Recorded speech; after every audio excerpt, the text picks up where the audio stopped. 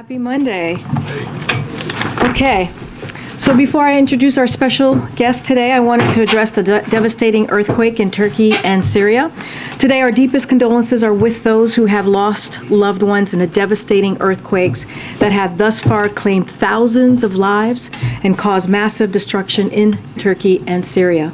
The President authorized an immediate U.S. response in addition to the U.S. personnel currently on the ground. We are in the process of deploying additional teams to support Turkish search and rescue efforts and address the needs of those injured and displaced by the earthquakes. U.S.-supported humanitarian partners are also responding to the destruction in Syria. Since the earliest reports of an earthquake last night, American officials have been working closely with our NATO ally Turkey. National Security Advisor Jake Sullivan reached out to his counterpart last night. Secretary Austin spoke and Secretary Blinken have both spoken with their counterparts today. USAID is also coordinating with their Turkish counterparts on traditional assistance. I just wanted to let you know, we just found out that we anticipate the President and President Erdogan will have an opportunity to speak very soon, and we will certainly have a readout when that conversation occurs. Finally, I wanted to turn it over to our special guest today, National Economic Council Director Brian Deese. Brian doesn't really need an introduction, as you all know, given I told you all just last week how much we will miss him when he departs later this month to spend more time with his family, which we think is an amazing thing for him and his family, and very happy for him. I will note that we all just learned that today will be his 11th press briefing in front of all of you, and it is an important milestone for many reasons, including being our first guest on the third day of this administration and sharing the podium with BTS. And you also made a pretty funny joke that day. I don't know if you remember when BTS was here. But anyway, today Brian is here to preview the economic themes in the President's State of the Union address tomorrow. You should have all received a fact sheet just moments ago on those themes. And as well, we will have a press call tomorrow to preview another theme from the President's State of the Union, his unity agenda. You should have received an invitation to that call also a few minutes ago, and you can all expect additional fact sheets and excerpts ahead of the President's remarks at 9 p.m. tomorrow. So please keep your eye on your inbox for tomorrow, and please tune in tomorrow night at 9 p.m. Eastern Standard Time for the President's address. With that, Brian? One of the many things I've appreciated is how you all keep us honest, including that day when I followed BTS. I really appreciated how many of you reported at the precipitous decline in viewership when BTS moved out of the briefing room and I took over to talk about economic policy. So thanks. I just wanted to spend a little bit of time, as Karine said, giving you a preview and a sense of how the President is going to address the economic priorities and economic issues in the State of the Union, and then happy to take your questions. I think that the President is hoping to do two things broadly when it comes to the economy in the State of the Union. The first is to put the progress that we have made economically back into the broader frame that really compelled him to run for president in the first place, and the broader frame around what it actually means to pursue what he refers to as a bottom-out, bottom-up economic strategy, and make a clear contrast to the trickle-down economic philosophy that has pervaded thinking for years and decades in the past. And so you will hear him talk about the progress that we have made, but in that context, that it has been an animating part of what the President has wanted to achieve as president, and also a real consistent vision that from the campaign to the early days to ongoing, even as we have dealt with a variety of unexpected issues that we have had to work through, the President has had a vision about what it could actually mean to grow the economy from the bottom up. And you will hear about that. Now, the striking labor market report that we got on Friday obviously punctuated a historically strong period in the labor market recovery. You all know the statistics, the fact that the unemployment rate is the lowest it's been in 53 years. But the bottom-up nature of the economic recovery is often lost or best seen in lesser understood statistics. And so things like the fact that we have seen this historic burst in people creating new firms, people creating new businesses coming out of the pandemic is not only a source of hope, because people don't do that if they don't think there's opportunity in the economy going forward, but a huge source of potential dynamism for our economy that we need to make sure that we don't fall back into a pre-pandemic equilibrium of low growth, low wage increases, increased inequality. But also the historically equitable nature of this labor market recovery is something that, again, connects to this idea that the president has always centered on, which is putting workers and families at the center of his economic policy. So it's not just that we've seen the labor market improve this quickly. It's not just that we've seen household balance sheets come out of a crisis in a stronger position than any modern prior recovery, but also the equitable nature of that. And I just to give you one example of that, if you look back historically over the last several recoveries, it's taken on average 50 months for the black unemployment rate to return to its pre-pandemic level. That happened in this recovery in 24 months, less than half the amount of time. And that record is true if you look across other demographic categories as well. So you'll hear that about the president sort of trying to put in context the progress that we have made. But the second thing is to speak to the work yet to come. And the president uniquely understands that we have a lot more work to do when it comes to the economy, and that even as we've seen real progress in inflation coming down over the last 6 months in particular, we have more work to do to bring prices down, lower costs, and create some breathing room, as he says, for American families. Even as we've passed historic legislation that will invest in America and help bring economic opportunity back to places across this country, we have a lot of work to do to actually implement and demonstrate that that kind of investment can unlock economic opportunity in ways that we're beginning to see all across the country, but we have a lot of that ahead of us. And we have additional work to do to demonstrate that we can do all of this while being fiscally responsible and while reducing the deficit, something the president has demonstrated in practice over the last 2 years, and that the plan that he will outline and the new policies that he will call for will underscore that we can invest in our country, lower costs for families, and reduce the deficit all at the same time. The last thing, which is something that is familiar to you all because he's been saying it since he was a candidate and as soon as he came into office, is he is going to continue to look for every opportunity when it comes to the economy and economic policy to reach out and work with Democrats and Republicans, find practical paths forward, find compromise. It's something that a lot of people wrote off, and I think he has and we have been able to demonstrate that we can make progress on even when people are skeptical of that. But at the same time, he'll draw some clear lines of things where he's not prepared to do, and we will have to see whether his commitment to work with Republicans, whether Republicans are prepared to step up and work with him on a number of economic policy issues. So I think that's, in broad strokes, what you can expect to hear from him tomorrow night when it comes to the economy. And with that, I'm happy to take a couple of questions. Brian, congratulations on your tenure. On inflation specifically, a lot of progress has been made, and you guys have cited those statistics, but a lot of Americans still aren't feeling it. Polling shows that as well. What kind of message can President Biden give tomorrow night that also gets to the people who feel like, yeah, inflation is still really biting? Yeah. I think the core message is we have to make more progress, but people should feel optimism that because of what we have seen and because of the progress that we've made, that we know how to keep making progress going forward. So, as you said, we have made a lot of progress. Inflation is down now for 6 months in a row. Obviously, a big piece of that is that gas prices have come down and are down by more than $1.50 from the summer. But we're seeing inflation moderate in a variety of other categories as well. And so at the end of the day, this is about can families and workers look and say, can I make everything add up at the end of the month?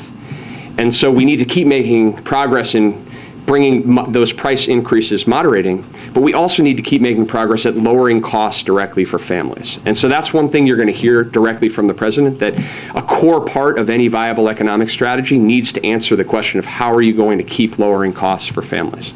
The president will outline specific ideas on how to do that, including building on the prescription drug reforms that we were able to enact to give more people the relief from prescription drugs. Building on proposals that we have put in place to, for example, lower the cost of childcare, lower the cost of caring for an elderly parent, so that also reduces a family's balance sheet challenges, but also can help more parents, more women work. Those are the kinds of policies that would actually help to continue the progress that we have seen. He'll outline those, and he'll make clear that that should be our priority, is looking at how do we keep this progress going. Thanks a lot. Brian, good luck to you, whatever you are pursuing post-White House. Can you talk a little bit about how the debt limit will figure into the president's remarks tomorrow, and is that a critical component of the president's economic message? Sure. Well, I think that what you'll hear from the president, and what is definitely is his perspective, is that the full faith and credit of the United States, this bedrock idea that the United States has met all of its financial obligations for its existence as a country, isn't something that anybody should be using as a bargaining chip. It's not a negotiable item. It's Congress's constitutional obligation. And that's how everybody should look at it. Not only because it's a bedrock of American stability, it's something that our adversaries would look at and say if that was questioned, that might weaken the United States, but also because the economic consequences of even questioning that bedrock principle can be quite severe. So you'll hear that clearly from the president, and you will hear an openness and, in fact, an eagerness to have a real serious conversation about the fiscal and economic priorities of the country and where we can find common ground on things like lowering costs for families, on things like how do we keep investing in the country and creating more manufacturing jobs, and do that in a way that reduces the deficit. And the president is going to lay out a very clear and detailed plan, his approach for how to do that. He's eager to see other plans, and then we can have a conversation about that. That's the kind of conversation you have in a normal budget process, and that's the appropriate way to approach these things. Thanks, Brian. A few minutes ago in your response to Jeff, you said the American people should feel optimistic about the direction of the country. Survey after survey shows they don't. An AP survey over the weekend showed 3/4 of Americans view the direction of the economy is heading the economy is heading in the wrong direction. Is that an objective for the president tomorrow night, to sort of convince the American public that their views of the economy are not the way, that they should be seeing things the way you are and not the way they are currently feeling right now? I think the objective, as is always the case for the president, is to, number one, meet the American people where they are, with the recognition, as I mentioned, that the anxiety and the ongoing challenges that families feel in their lives are the reality of a very challenging period with a pandemic and a war in Europe that drove gas prices up and food prices up and created a lot of uncertainty. And so first and foremost, to meet the American people where they are, but also to help explain why he is optimistic, that if we continue to make the kind of progress that we have, historic progress, even with all of the distance that we have yet to travel, then more and more families, more and more communities are going to see economic opportunity and more durable economic opportunity as a result of the policies that we have put in place, as a result of the economic progress that we're making. So that's the way that the president has always approached these things, but we'll approach it tomorrow is to acknowledge and meet the American people where they are, but also to try to tell a story about where we are going, where we can go together. And it is the case that if you go around the world, if you talk to heads of state, CEOs, other leaders, they will tell you, that the United States really is better positioned than almost any other country. That the opportunity to invest in the United States is something that people are enthusiastic about, and that bodes very well for the economy, not only in the very short term, but over the medium term as well. Thank you. Thanks, Brian, and good luck to you as you leave here. So related to that, Jeff Zients was brought in large part to be to implement a lot of the pieces of legislation that were signed into law. So I wonder if you could give us a timeline for when you think Americans really feel the impact of CHIPS, of IRA, of infrastructure. How long is it going to take before those policies really make a difference in the economy? And then secondly, at the top of your memo, before the McCarthy meeting, you wrote 2 questions that you really wanted him to answer, that the president was going to pose to him. Can you tell us if you got those answers about the when will they release their budget, and will he commit to the bedrock principle that the U.S. won't default on its debt? Yeah. Well, so let me take the first question first. And so the first question is we are beginning to see the impact all across the country. And I think that part of the reason why we have seen economic projections over the second half of last year defy many people's and many more skeptical observers' projections. We saw political outcomes defy a lot of people's projections as well. Is that we're beginning to see that. But on all 3 of the major pieces of legislation, on infrastructure, CHIPS and science, and on the Inflation Reduction Act, 2023 is the year in which the most significant impact will begin to occur.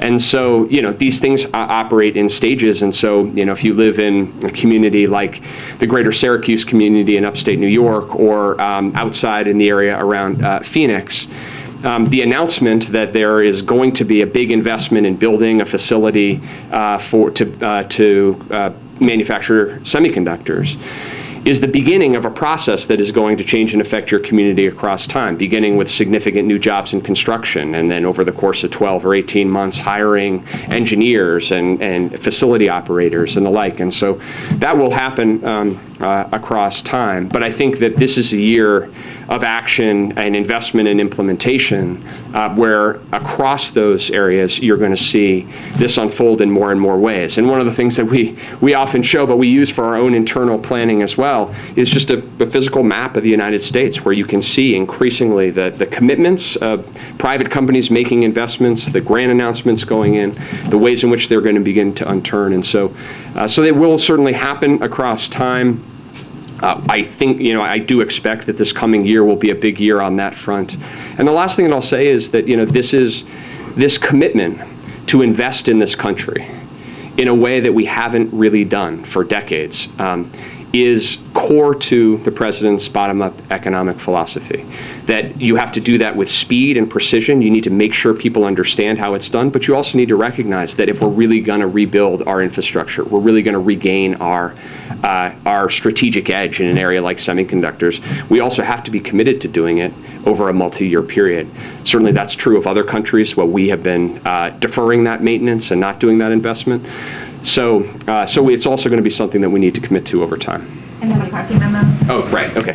And so, what I would say about the meeting itself is that that both the president and the speaker had a constructive and frank exchange. The president clearly laid out his perspective on those issues. And I will say, we continue to hope and expect that the House Republicans will put out a budget plan, will bring forward a budget resolution. That is the way that the process works most effectively. And it really is important for the American people and for everyone to see the plan in full detail with numbers that add up. And then just back to the first, to the earlier question, this question of honoring the full faith and credit of the United States and everybody who holds an office of trust being clear that the United States will honor those obligations and will not default on its debt is something the president will continue to make clear and continue to make clear. That's his expectation of anybody, Republican, Democrat, who holds the office. As the president tomorrow night is going to deliver the broader, optimistic look at the State of the Union, right now in this moment, listening to what you have to say about the economy, what would you say is the state of the economy? Just specifically drilling down on the economy. Yeah. Well, on Friday morning when I was over with the president in South Court, he said this, so I will just say what he said on Friday, which is that the state of the economy is strong, and that you see that in the lowest unemployment rate in 53 years. You see that in the most jobs created in the last 2 years in our country's history. You see that in historic progress in an equitable recovery. You see that in the wage growth that we have seen being disproportionately going to those in the lower half of the income distribution. And so even with all of the distance we have to travel and the understandable and important anxieties that families still face and the need to bring prices down further, I think that he feels and we all feel that we have an economy that is resilient, an economy that has been through an extraordinary amount and defied a lot of the skeptics' expectations over the last 2 years. And another question, since police reform, this renewed call for police reform is supposed to be very strong in the State of the Union address, have you done the numbers, have you crunched numbers for this about the cost of bad policing to this nation, be it lawsuits, be it DOJ investigations, pattern and practice, etc.? Have you done the numbers crunching on that? Would it actually cost the American taxpayer with these incidents that continue to happen? I don't have a specific analysis to point you to, but what I would say is certainly it's the case that funding the type of evidence-based interventions that we know work in communities across the country is both absolutely the thing we need to do as a country, but also has a broader economic dividend as well. Yeah, thanks, Karine, and congratulations on the next step that you're going to take. So last week, the Federal Reserve Chairman said that COVID is, quote, no longer playing an important role in our economy. Is the president going to make that pivot for policies and whatnot going forward? Well, I think you've heard from the president, you've heard from this administration that because of the progress that we have made on COVID, it no longer is holding back our economy and the lives of the American people in ways that it was, in fundamentally debilitating ways 2 years ago, when 3 days into the administration, when I came to this podium. The reason why we're in that place is in no small part because this president and members of Congress worked together to prioritize putting the historic strategy in place to actually get the country vaccinated and make workplaces safe for people to return. And so I think the fact that we are where we are right now is a testament to the hard work of actually prioritizing getting and a plan to get the pandemic under control. And certainly, I think our policies reflect that, including the announcement about how to responsibly wind down the pandemic emergency authorities. The administration and the Department of Justice is using that as the COVID hardship, economic hardship, as a reason for student debt forgiveness. So does that policy then come off the table? No, I think the legal and the practical justification for student debt forgiveness is about the impact that this pandemic has had on individuals' personal circumstances. And certainly those impacts, which have accumulated over the course of the last couple of years, are profound, they're straightforward, and I think that argument persists even as we make progress through getting to new stages of this pandemic. Thanks, Brian. Another polling question, you touched on it a little bit with some of my colleagues' questions. You mentioned how the president said Friday that the state of the economy is strong. We had a poll out over the weekend, ABC News, that found that 41% of Americans say they're worse off financially now than before this president took office. How do you explain the disconnect there of why this administration's message about the strong economy is not getting through? Right. So I think the poll that you just cited is actually consistent. So about 2/3 of Americans say that their circumstances are better than before. Say it either way. And I think that it is the case that if you look at the kind of key measures of basic economic security. Do I have health insurance? Do I have $400 in the bank in case my car breaks down or I have another emergency expense? Am I late or delinquent on a credit card bill? Am I facing foreclosure? If you look at all of those measures, they, on average, American households are in a better position than they were before the pandemic hit, and that's true for the lower income quartiles as well. And so I think that that is in part reflected in the data that you're saying, is that more Americans believe they're in a better economic position in terms of their own balance sheet, their own family balance sheet. And at the same time, in the way that we were talking about before, this has been a very challenging period with the pandemic and all of the ways in which the second and third order ways in which that's affect our lives and the way that we operate in the economy, with the war in Ukraine and the cascading impacts on supply chains and on the ways it affects things that, the basic price of things that people pay in the grocery store. And so for all those reasons, it's understandable that even as personal household circumstances for the majority of people have improved, the anxiety, the economic anxiety is real. So I just go back to the answer I gave before, which is why the president will both speak directly to the fact that we have more work to do, but also underscore how the progress we have made to date can paint a picture to move forward, and why we should then commit to the proposition of seeing these policies and this policy vision through. She basically had mine, so I'll... Yeah, I mean, building off that same question, I guess when you've been asked variations on this, on the perceptions voters are having in the economy, but when do people start feeling more optimistically about the outlook? And just to clarify on the stat that was just cited, it's only 16% of those in the poll believe they're financially better off than when Biden entered the office, the White House. It's 42% feel about the same. So just to clarify, it's only 16% are feeling better off. Yeah. So when do people start feeling? More people start feeling better off about the financial future of the country. Well, look, I think that I don't want to repeat myself, only to say we have more work to do. But if you look at the progress that we have made, particularly the recent progress that we have made, with inflation coming down, gas prices coming down, real wages as a result going up, and the labor market opportunities that come from a historically strong job market. Those are all reasons why we should continue down the path of the progress that we have made. Ultimately, the ultimate test of an economic policy and an economic outcome is whether families feel more economic security in their lives. And if you look at numerous measures, as we just discussed, we have come through this recovery, recovering people's economic security historically fast and historically equitable. And we have to keep making progress on that.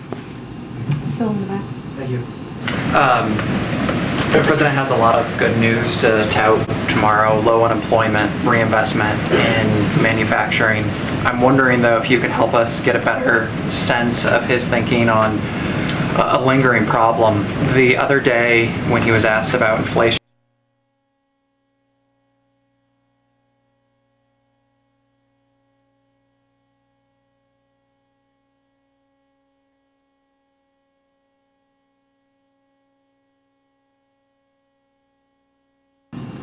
look, the core of what we've seen in this economy has been a pandemic-driven economic crisis and a pandemic-affected recovery.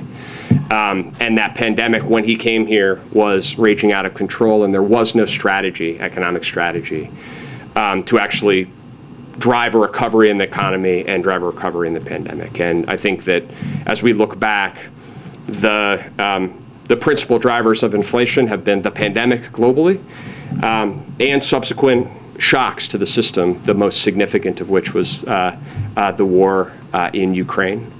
And so that's where the sort of core drivers have been, and that's as a result how we have oriented our economic policies. And I think that that arc and that trajectory is one that now, being on the other side of it, we are making progress, and globally, as inflation is a challenge everywhere, the United States is one of the places where we're seeing one of the strongest and most resilient labor market recoveries with inflation coming down as well. So yeah, I think that that's the historical context in which the president was speaking, and certainly it's the context in which we've been designing and implementing our policies.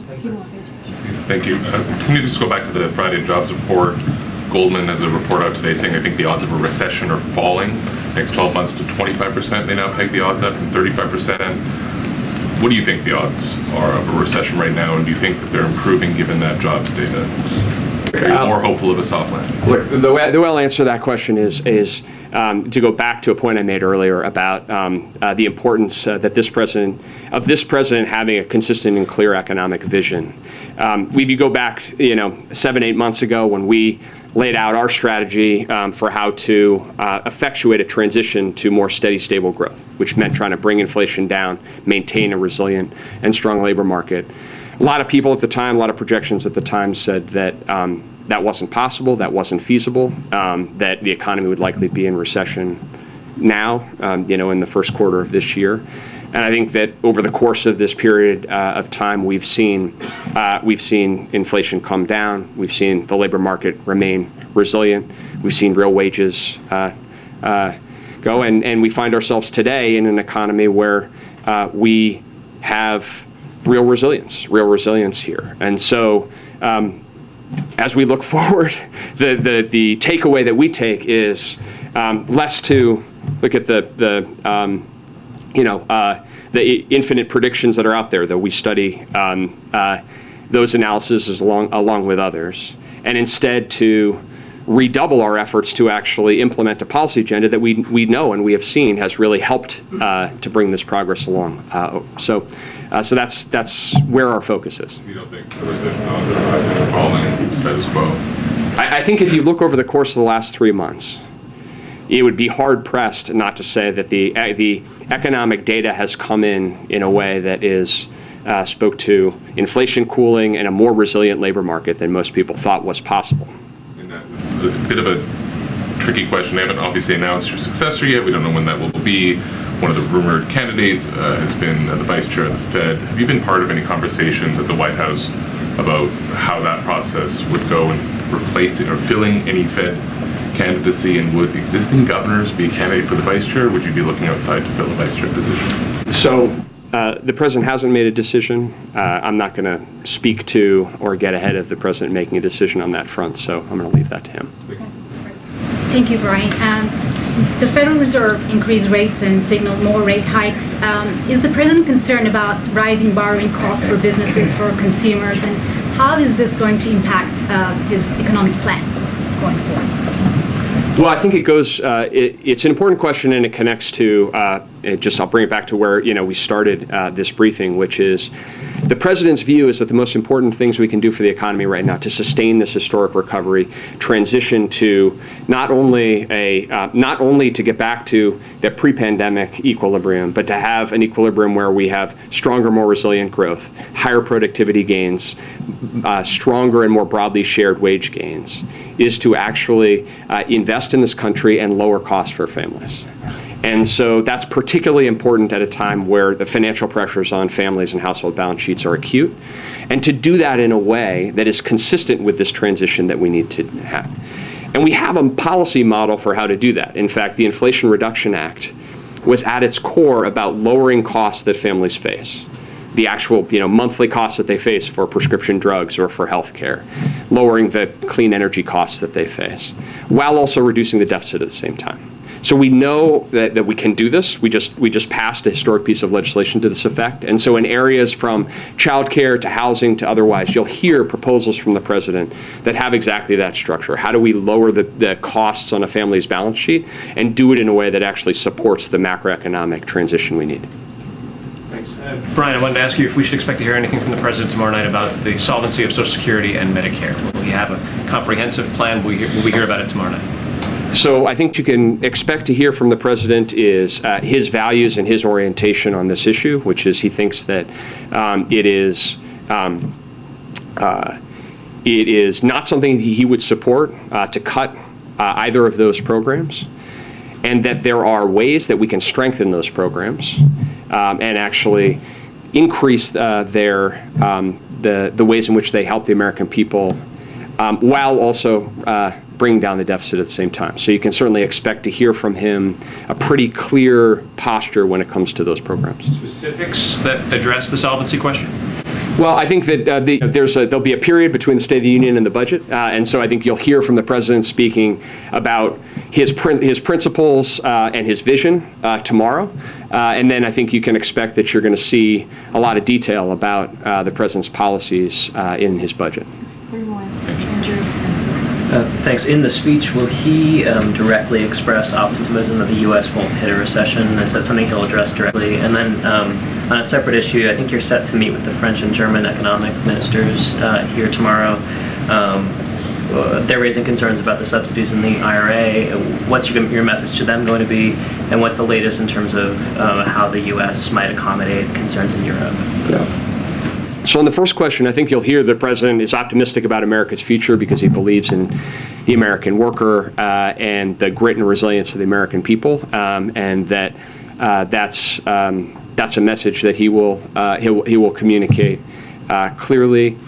And with respect to your second question, our message is pretty clear, which is that Europe and other allied countries have nothing to fear from the Inflation Reduction Act and quite a bit to gain, and that when the United States steps up and makes the most significant investment in clean energy and energy security ever in the history of the country, one of the many things that it does is to actually accelerate the reduction in cost of deploying next-generation energy technologies that are critical for the world, and that those benefits are felt far outside the United States. Number one, and number two, we have nothing to apologize and frankly everything to be proud about that is a piece of legislation that provides long-term technology-neutral incentives to invest in the United States, and particularly in communities that have borne the brunt of pollution or have been at the front end of producing traditional fossil energy. That's the right thing to do for the country. It's the right thing to do for our clean energy manufacturing base. It's the right thing to do for American workers. And the President's quite proud of that approach. So we'll continue to work through those pieces, but I think the important piece is to keep our eye on the fact that the United States is now leading, and other like-minded countries should both recognize that and also seek opportunities to partner with us. That's certainly something we're open to. Thanks, Brian. Putting aside the responsibility you may bear for BTS taking a break shortly after appearing with you at the briefing. It was shockingly close. Yeah. It's a correlation causation. Yeah, I figured as much. But on a serious note, a lot of the optimism is based on the legislative agenda that you guys signed into law after the first 2 years, but implementation, while it's kind of an abstract concept, also brings challenges. When you look into the months or years ahead when it comes to implementing that agenda, what challenges do you think the administration is going to have to confront, and how capable do you think they are with the tools they currently have to overcome any implementation challenges? Yeah. Well, even the word implementation, it sort of sounds technocratic. This really is about investing in America, because it's about using public investment, grants or tax incentives, to crowd in and unlock an enormous amount of private investment across the country. And you're right, the priority has to be on doing that efficiently and effectively and with the policy goals of the American people in mind. I think certainly it's going to require, as a country, that we do things differently, do business differently. It's one of the reasons why the President has been so supportive of permitting reform, and while we're looking at the tools we have, the executive tools that we have to accelerate the process, we need to demonstrate to the American people in the world that we can build faster, more efficiently, and more equitably than we've done in the past. And while that's a challenge, I feel really quite confident and optimistic that we have the tools in place. Congress has given us the tools across those three pieces of legislation. We have extraordinary talent and capability across the executive branch, and there's been a lot of now, because these laws have passed, a lot of mobilization happening at the state and local level with companies and otherwise organizing around this collective effort. So no question there will be challenges and there will be setbacks along the way. But I think that collective effort of investing in America, I would just end on the note of, it also is, it summons a larger national project. Again, one that we haven't really taken on as a country since the 1960s, around collectively understanding the impact of what it means to invest across years in upgrading our infrastructure, changing the face of the country, whether it's electric vehicle charging stations or whether it's being able to say, we committed to the proposition that we were going to eliminate lead pipes from schools and homes across the country, and then being able to see many years down the road. And that also creates the opportunity for people to feel, and we've been talking about pulling this sense of pride in the United States, that we can do big things and we can do big things collectively, and that's part of the potential here. This has gone for a long time because this is 11th briefing, but I'm going to... do you have any comment on the billions of dollars that went to scammers during your administration? Gentleman in the back. Mr. Tees, do you have any comment on the fraud that took place on the COVID money? Billions of dollars went to fraudsters. First of all, thank you for taking so many questions. We all appreciate that, and we hope your successor will too, and we do really appreciate it. A number of them dealt with this perception issue of how Americans are feeling differently than a lot of the positive data you have. Is there a perception issue in the other direction on inflation? Because when the president says he's not responsible for inflation, that it's a global issue and things like that, is there a problem or maybe a gap somewhere in how the White House views inflation when so many Americans feel it on a daily and weekly basis when they're having to meet their obligations? Is there a perception gap on inflation here?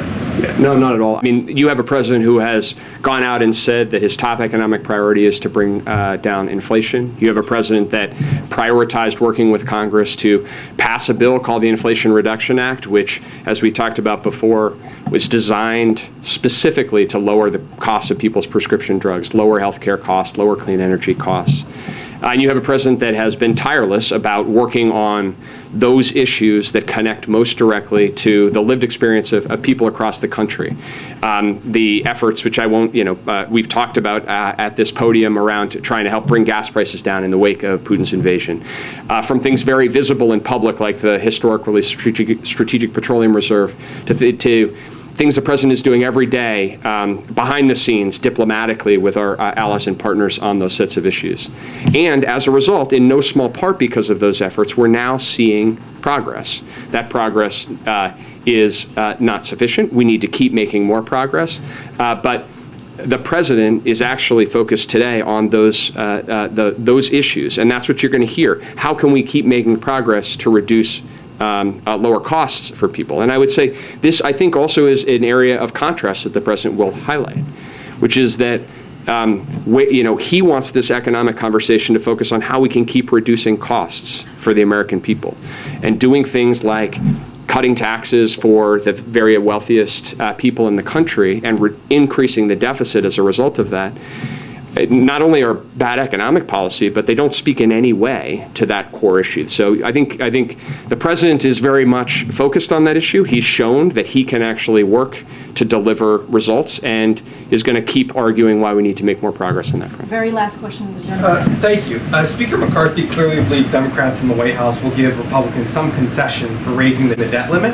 I'm wondering why Democrats would negotiate at all over that debt ceiling. So we'll just circle back. I think I've answered elements of this before. It's important to distinguish between two things. One is the full faith and credit of the United States government, and the sacrosanct nature of that commitment, and the core commitment that the U.S. needs to pay its bills, and any sense that the United States is going to fail to meet that obligation has enormous economic and national security ramifications that we cannot get close to. Separate from that issue, having a conversation about fiscal policy, having a conversation about how we can reduce the deficit responsibly while also keeping our focus on lowering costs for families, is something that the president is eager to have. And frankly, the way to have that conversation is for the president to put out his budget plan, for House Republicans to put out their budget plan, and then to have a conversation around those two. So that's why you've heard the president and the administration both commit that we will do that. We'll put out a budget. We'll put out a very detailed budget here in the next month. And our hope and expectation is that the House Republicans will do the same. All right, thank you so much, Dees. COVID fraud? All right. Thank you. Thank you so all. much. Thank you, Dees. Thank you. All right. Will you be shaving? That's a good question. All right, thank you so much. And one more thing before we head into questions. I also wanted to highlight that today the Vice President is convening private sector leaders as part of the public-private partnership she launched in 2021 to address the root causes of migration from Honduras, Guatemala, and El Salvador. The Vice President is announcing that this partnership has generated more than $4.2 billion in private sector investments. These investments are creating economic opportunity for people in those countries so that they are less inclined to leave their homes and take the dangerous journey to the United States. These are long-term development efforts, but we are already seeing encouraging trends. Illegal border crossing from Guatemala, El Salvador, and Honduras have significantly declined over the past 18 months.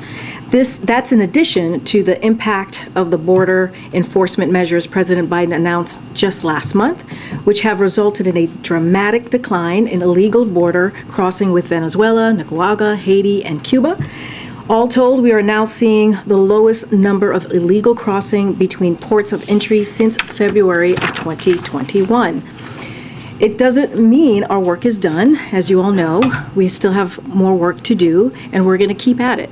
But unlike Republicans in Congress who simply pull the political stunts and try to get in the way, we've got an actual plan to address these very challenging issues. And as you see, as I just laid out, our plan is indeed working. All right. Go ahead, Steve, kick us off. Thanks, Karine. Just a bit of housekeeping. Give an update on when the president will be coming back from Camp David. Is there a reason for his delay? No update on when he's going to be returning. I think we had mentioned, and you probably saw his Twitter account this weekend, just laying out how on social media how the president was going to Camp David to focus on his speech for tomorrow night. I just don't have an update on his return, and I'm sure it'll be sometime this afternoon. A different topic. In the wake of the balloon operation, NSC and the administration has said that it's going to brief members of the Trump administration on that.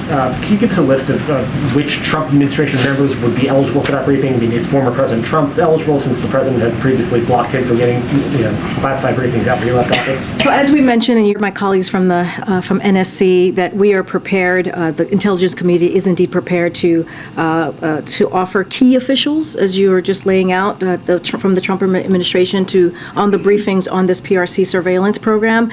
And so we're not going to get into who are those key officials. From here, I would refer you to the intelligence community on those logistics on when it's going to happen and who those key officials would be. But again, we are prepared, we are willing to have that conversations, to do the briefing, but just not going to get into the specifics of who. And just on a third topic, a number of surveys, including from the AP over the weekend, showed that majority of Democrats don't want the president to seek re-election. They're looking for a new generation of concerns about his age. Without getting into whether or not the president will announce, does the president believe that he has to address those concerns from his own constituents? So as you just laid out, I'm going to be very careful, covered by the Hatch Act. Don't want to get into the specifics of what 2024 is going to look like or any underlying components of that. The president has been very clear he intends to run. And I think the way that we should look at this is what we saw from the midterms, right? I think that's a really important point there, where the president laid out the policy, right? He's the one that laid out the policy for senators and congressional members to really have a midterms that did not lead to a red wave, right? We saw what happened in the Senate. We saw that, yes, Republicans now have Congress, but by a slim majority. We were told it was going to be more than 60 seats, and it's not that at all. And that's because the president went out there, spoke directly to the American people, and laid out what it is that we have done the last 2 years, how we've built. You've heard from Brian Deese just moments ago. He took many, many questions laying out the president's economic plan, how it's working, but how there's still more work to do, but essentially talking through the different policies that became legislation, that turned into law. That was historic, and all of those pieces matter. And I think the State of the Union, he'll have an opportunity to speak directly to the American people, not just Congress, to talk about what we have done what he has done the last 2 years, and how he sees the future of this country. And so I'm not going to get into what the president should respond to. I think the president always says this: watch him and see what he does. And I think he has a record over the last 2 years that shows that he has delivered. And that's the numbers that we're going to pay attention to, right? We're going to pay attention to unemployment, how it's been down more than 53 years, a historic unemployment. We're going to pay attention to more than almost 12 million jobs that has been created under this president. We're going to pay attention to the 800,000 manufacturing jobs that has been created under this president. And I think that's what we're going to continue to work on, and that's what we're going to continue to speak to. Thanks, Karine. Some State of the Union preparations questions. Can you tell us what the president was doing at Camp David this weekend? What did those preps look like? Who is he working with? Is he still in major rewrites at this point, or just kind of fine-tuning, doing run-throughs? What was the weekend like for him? So one of the things that I said this last week, is that, as you know, when it comes to big speeches like this, there's going to be probably tweaks and to the speech until the last minute. That's kind of how it goes. But I'll say more generally, or actually speaking to your question about Camp David, the president was accompanied by several of his senior aides. Work has gone into the speech over the course of many, many weeks, as we know, because again, this is something that the president truly sees as a moment to speak to the American people. And the work continued through the weekend as it did today. Michael Donnellan was there. Bruce Reed was also there with him. Steve Ricchetti, Anita Dunn, and Vinay Reddy. As you all know, he is his speechwriter. And so that was kind of the makeup of the weekend, and certainly not going to get ahead of anything else from here. And how does the president approach this speech, given the different dynamic in the House chamber tomorrow night with the Republican majority compared to his speech last year? This is a Republican majority that's launched multiple investigations into his administration. How is he thinking of that as he goes to give this speech tomorrow night? Well, as you know, the president is heavily, as I've said many times, heavily engaged in the writing process. When you hear the speech, you'll certainly hear there will be no question that this is a Joe Biden State of the Union speech. So just want to make that really clear. But don't want to get ahead of what you're going to hear from him. And so again, it's going to be about ensuring our accomplishments and what we've done the last 2 years. He'll talk about that clearly. He'll lay that out. And I've also said this before, this is a president that's incredibly optimistic, and he talks about the possibilities. He talks about not betting against the American people. And so you'll continue to hear those types of themes in his speech. But of course, I'm not going to get into specific issues or the political moment that we're in as he's still working through and dealing with the speech for tomorrow. Phil.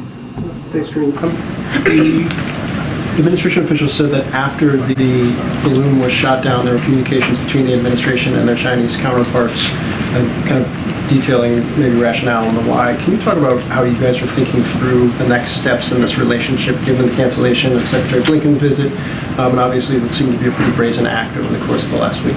So look, our approach with China has been pretty clear, and we've been very clear about this, and it will continue to be calm, resolute, and practical. That is not going to change on how we're going to move forward with our relationship with China, with our diplomatic conversations as we move beyond this. The president has been clear. We have been and will continue to keep open lines of communications with China. As you mentioned, Blinken and Jake Sullivan and many others have continued those dialogues, especially after last week. In fact, Like I was mentioned, there was multiple levels of conversation about their surveillance balloon, and again communicated directly with China after we took our action to bring the balloon down. So again, multiple channels of communication that will continue.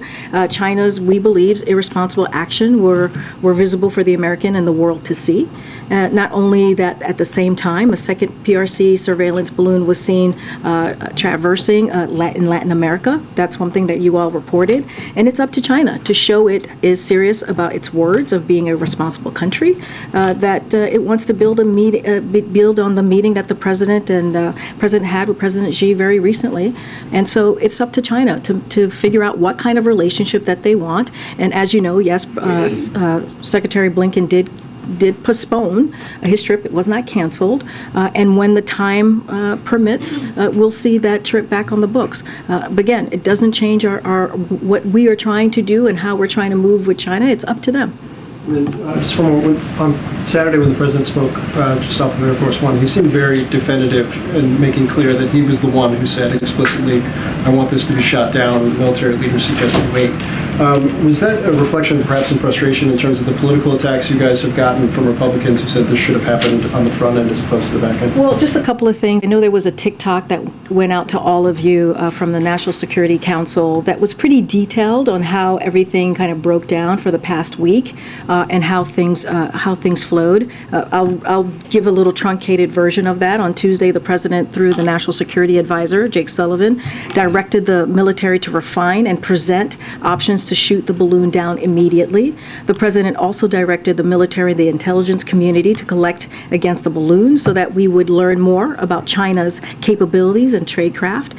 At the same time, we protected against Chinese intelligence collection because we knew exactly where the balloon was going.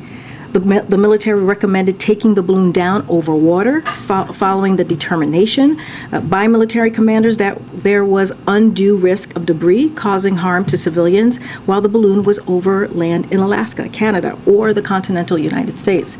On Wednesday, the President directed the military to take it down at the first available opportunity when it could be done with safety, especially as we're thinking about Americans' lives and being safe there, while maximizing our ability to recover the payload.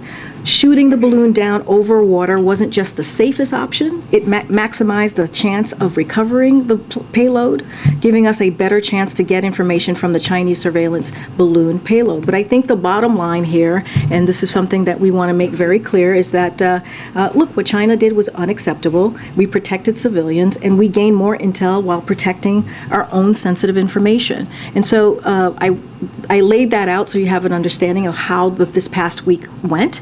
And, you know, the President, as we all know, is not just the President, he's also the Commander-in-Chief, and his number one priority is making sure that American lives are protected and that we protect, citizens in this country. But at the same time, we wanted to make sure that we were able to collect some data, which we were able to do, and that's why we took that action. And the President made sure we took that action. Thanks, Karine. How much damage would you say has been done to the U.S.-China relationship because of this? And do you expect the President to bring this topic up in his speech tomorrow night? Look, I will say this, as we know, when it comes to State of the Union speech, foreign policy is always a topic in that speech. I'm not going to get ahead of the President and what he's going to speak to as it relates specifically to China. I just laid out at the top that it is going to be up to China. It's up to China to see how they want to see this relationship moving forward. And so I'll leave it there. Let me ask you one more broad question about the State of the Union address. We heard Brian Deese's take on the economic terms. Obviously, foreign policy will also be a theme. Can you just give us a broad brush answer on what does President Biden hope to achieve with his speech tomorrow night? So, and I've said this before, so this doesn't change much at all, is that the President sees this moment as a critical moment, an important moment, to speak directly to the American people, to talk about the last 2 years, to talk about where we've been and where we're going. And that is important to the President. That doesn't change. This is his second State of the Union speech. Certainly not going to get into issues and get ahead of the President. But the President will underscore the progress we have made during one of the most challenging times especially in history, and the progress the American people want us to continue to make by working together in this year ahead. You just heard from Brian outline how the president has carried out his economic vision, growing the economy from the bottom up and middle out, instead of from the top down. And one of the things that you have seen this president do, he has transformed how we see the economy, right? When you think about the trickle down economy, he sees it again, bottom up, middle out. This is something that the president has done with the policies that he's put forward, and so that is something that you're going to continue to hear from him. Continue to hear from him about giving the American people a little bit more of a breathing room, because this is something that he understands personally. So tomorrow is going to be a big opportunity for the president, again, to speak directly to the American people, the millions of people who will be watching and who will be wanting to hear from their president, and he takes this incredibly seriously. Go ahead, Michael. So I wonder if I could follow up a little bit on Zeke's third question. I think you made the assertion that the reason that there wasn't a red wave, or the reason that the elections and the midterms were more successful than many people thought they would be for Democrats was because of the president. That's a fair... Yeah, and we've said that before. It's nothing new. We think the president played a very big role in laying out the message for Democrats. So I wonder how, in light of the following poll, you can make that assertion. This is a recent NBC poll. Is Biden honest and trustworthy? 34% yes, 48% no. Ability to handle a crisis? 32% yes, 49% no. Competent and effective? 31% yes, 49% no. Has the necessary mental and physical health to be president? 28% yes, 54% no. Uniting the country? 23% yes, 50% no. I mean, given that poll, which is not just a single poll, it's been versions of that have been repeated in poll after poll, survey after survey since the midterm elections and before, and I think one of my colleagues referenced a recent poll that said 60-something% more Democrats don't want President Biden to be their nominee than Republicans don't want President Trump to be their nominee. So given all of that, why are you so convinced that it was President Biden that caused the Democratic success in the midterms, and not that the Democrats had success in spite of the president? Well, I'll say this, because if you look at what candidates, senators, and congressional members ran on, it was the successes that the president had. It was on the bipartisan infrastructure legislation.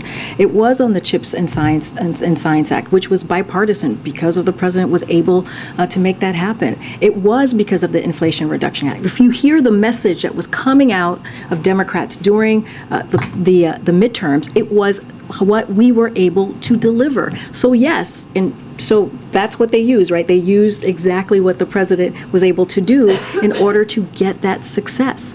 And so it is, right, if you think about all of the pieces of historic legislation that became law, clearly, that we did last year, again, the president led that. And the president went out there and spoke on these very important pieces of historic legislation. When you think about what it's done for the economy, what it's done for the American people, how it's provided some relief, yeah, I think the president did play a big role. So then just one quick follow-up. I mean, I guess, does it suggest then that maybe the Democrats who were talking about the president's agenda have been more successful at talking about the president? However he's communicating now isn't translating. So I'll say this, Michael, and Brian spoke to this, right? I think he got this question every which way from your colleagues, and a very important question to ask.